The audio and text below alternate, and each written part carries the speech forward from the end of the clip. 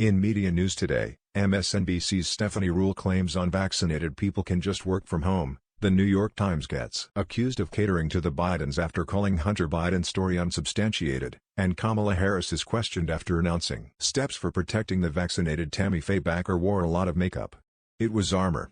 A way for a person who didn't consider herself beautiful to simply exist in the world.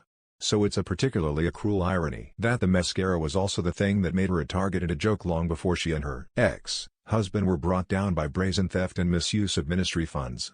Women have never been afforded the luxury of simply existing in the world, especially when they dare to live in public as Tammy did. Who cares what she says? It's what she looks like that counts, right? And Tammy was a particularly easy target, for her childish voice, the bad makeup and garish clothes, and maybe most of all for the fact that she seemed to like the way she looked. Clint Eastwood received star-studded tribute ahead of latest film Cry Macho, a national icon. It makes sense then that in this moment when we are re-evaluating some of the women we so carelessly ridiculed for their appearances and supporting roles in the scandals of men, that Tammy Faye would get another look as well. In the aptly titled The Eyes of Tammy Faye, the camera, and star and producer Jessica Chastain, dare us to consider what's underneath. The makeup is never explained or outwardly mocked by the filmmakers, but it is a focal point from the first frame as an unseen woman tries to wipe Tammy's face clean and start fresh, only to realize that most of it is permanent. In Chastain's portrayal of Tammy from her college years through her early 60s, the layers just gradually pile on. When she first meets Jim Bakker, played with admirable restraint and just enough smarm by Andrew Garfield, she is downright fresh-faced. Michael Keaton says 9/11 film, Worth, is about empathy in this conventional, soup-to-nuts biopic that's based on a documentary. Director Michael Showalter and screenwriter Abe Sylvia go out of their way to make Tammy sympathetic. They flash back to her childhood in International Falls, Minnesota, where her mother, Cherry Jones, forbids her from going to church with the family. As the child of divorce, she's not welcome, but she busts in anyway, and after a sip of the sacramental wine is writhing on the floor, speaking in tongues and being declared a miracle. This begins her path, but her purpose doesn't become clear until she spots Jim in college and they bond over the idea that poverty is not the kind of piety they aspire to.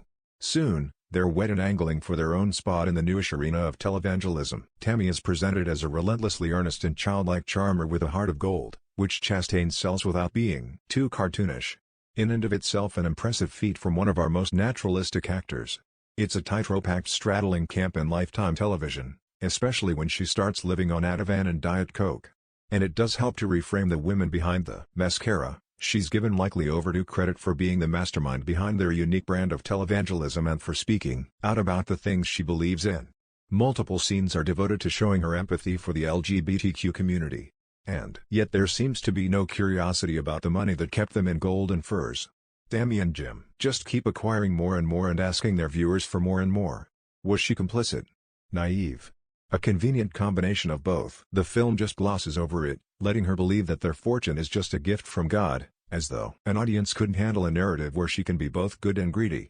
Efforts to comment on a world that their contemporaries like Jerry Falwell Sr., Vincent D'Onofrio, were building around them also come across as trite. 2021 MTV VMAs, a complete list of winners. It's a strange feeling to have spent over 2 hours with this Tammy Faye, come out on her side and still feel conflicted about it for all that the film doesn't say or question. This is part of the problem with some of these reconsiderations.